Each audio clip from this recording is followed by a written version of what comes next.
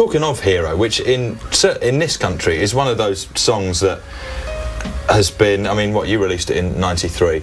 I don't know. I don't keep track of time, darling. It doesn't exist in my vortex. Well, it exists in mine. When are you going to learn this? I told you this. Have I not been listening? You've not been listening again. I can only apologise. Well, let's just say it was, for the sake of argument, say it was 1993. I'll pretend that I know what that means. Okay. To me. Yeah, that's fine. Okay. In my mind, it's making sense. Alright, good. And it's one of those songs that has been kind of constantly in the public consciousness since then. So for a long time, which is amazing in itself. And recently, it was.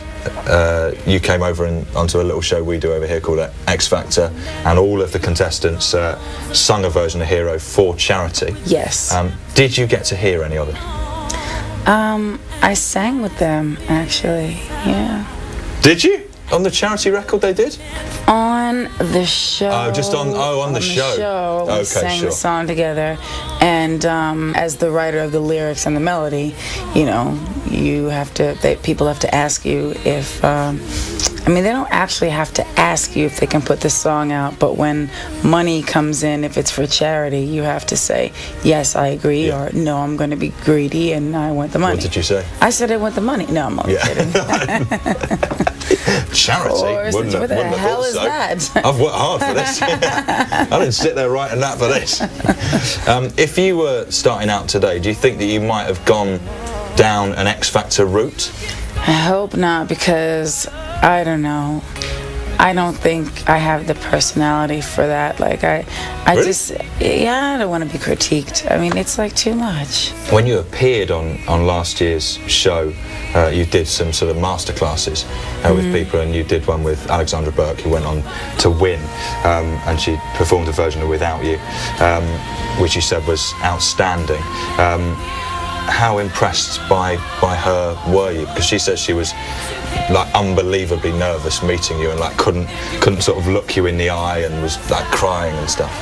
Oh, I didn't notice that. Yeah, she seemed very confident. she was really kind of just in awe, basically. Oh, well, I'm happy for her that she won.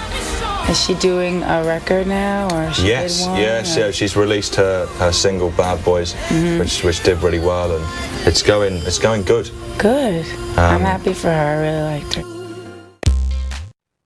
Now I'm going to take you back to the early days now, the earliest days of Mariah Carey. So birth. I'm talking. Well, I'm going to weigh in at 3. So 3 is good. 0 to 3 we're going to ignore. 3. So apparently is when you started singing, but you weren't sort of singing along to R&B or pop or anything like that. You were singing along to opera. Well, that's the one story that my mother tells, but the other story is that I was obsessed with the radio, and I was singing to R&B. Oh, you were doing both? Yeah. Okay, so you were singing to anything? I was singing to anything, and I used to steal the radio from, like, you know, the portable radio, and steal it and sing under the covers in my bed and stuff like that. See, this is why we've turned out differently, because I used to just hide under the bed with a book, just on a torch. Yeah. That's not as cool, is it? Well, actually, it is, but... To be fair, my reading's pretty good.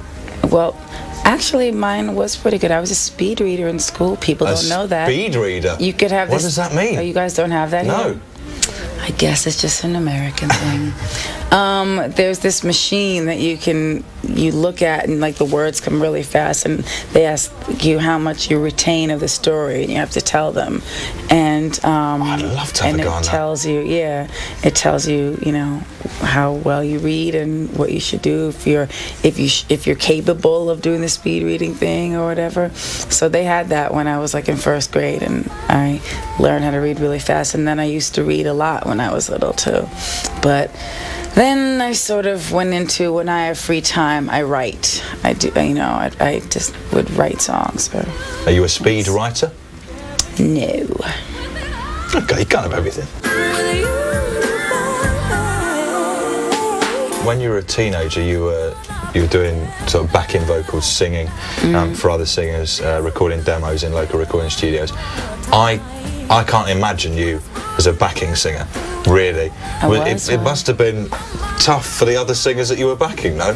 Sort of looking over their shoulder going, geez, loads better than me.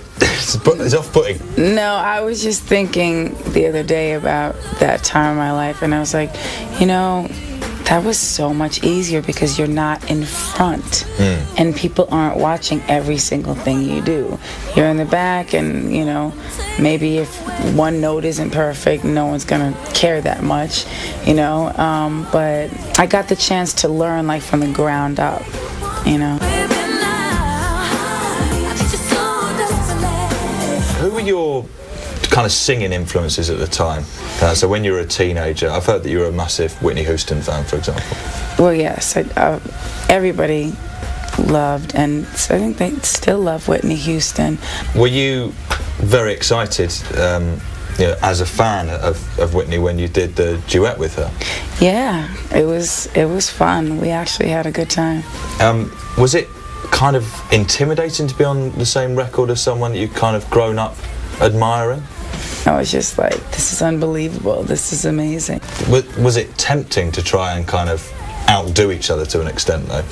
I don't think so, because we were even talking when we were doing the record that, you know, when we were doing certain harmonies, that we were blending in a way that sometimes we would get confused, like, did you do that note, or am I doing this note? So it was cool.